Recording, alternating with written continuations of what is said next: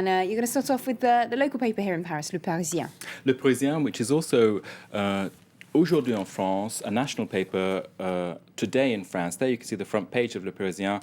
Rencontre avec ceux qui notent la France, a meeting with people giving out the ratings on France's economy. That is Standard & Poor's. And the reporters for that paper went along to the Standard & Poor's office here in Paris, which is highly secure, very safe, difficult to get into.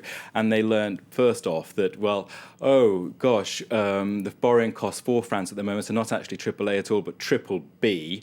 Now, inside that paper, Aujourd'hui en France, where one of the little articles there is saying, well, Standard & Poor's is not liked in France, and it's known instead as Standard and Bourde. I had to look that up in the dictionary this morning, and Bourde means standard and blunder. Bourde is blunder. That's a criticism of the credit ratings agency's record in the past. Now, the paper is asking S&P managers, aren't you dictating the economic policies countries should have? And Standard & Poor's in Paris is telling them, well, no, it suits people to make S&P a scapegoat.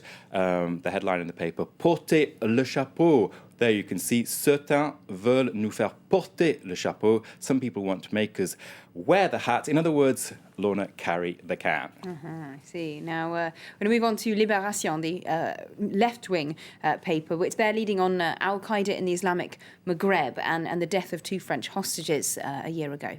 Well, the paper has a scoop with this. It's obtained a police statement of one of the members of Al-Qaeda in the Islamic Maghreb who abducted the 2 young men last January. Now, those 2 men are Antoine de Léaucourt and Vincent Delory, both 25. Now, Vincent was going from France to be the best man for Antoine's wedding in the Nigerian capital, Niamey. So, of course, there you can see the 2 young men, Antoine there to the right and Vincent to the left. Now, they were killed in a failed rescue attempt. The paper argues that learning the details now from this police statement about what happened could help with closure for the relatives of the 2 young men. Now, of course, that story is also there on the front page because there's a debate in France about how, how proactive the French authorities or Nigerian authorities should be in sorting these problems out with hostages. OK, we're going to move on now to quite a different story, perhaps as all Brits in France ought to be aware today. It is the 600th anniversary of the birth of Joan of Arc, quite a controversial figure.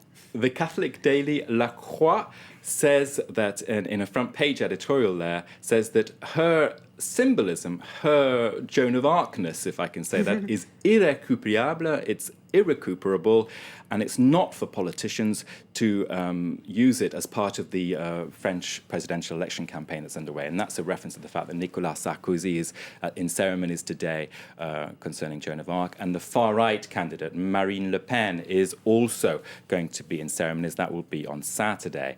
And now, Le Monde, too, is looking at Joan of Arc, and its piece there is called À qui appartient Jeanne d'Arc? Who does she belong to? And again, it's similar argument to La Croix, which is basically everyone tries to co-opt her for their cause, including in the past François Mitterrand, but nobody has succeeded in making much of it because, according to Le Monde, Joan of Arc represents too many diverse things. She's a symbol of freedom, Lorna, the fight against us, the English, and also a brave warrior and a feminist figure. And Le Monde there perhaps spinning a message for François Hollande that he is not doing this 600th anniversary.